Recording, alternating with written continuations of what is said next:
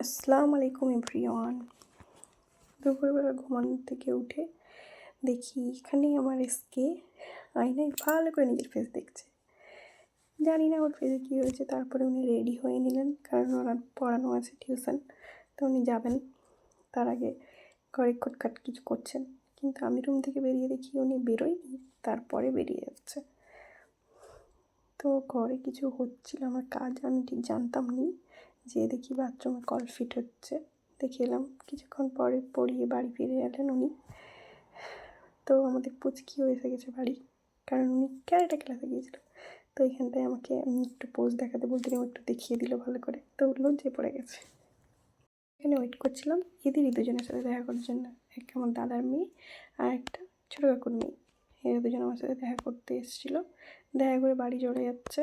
এরাও পুচকির সাথে ক্যারাটে ক্লাসে যায়। তো ফাইনালি টাটা করে এরা বাড়ি চলে গেল, আর আমি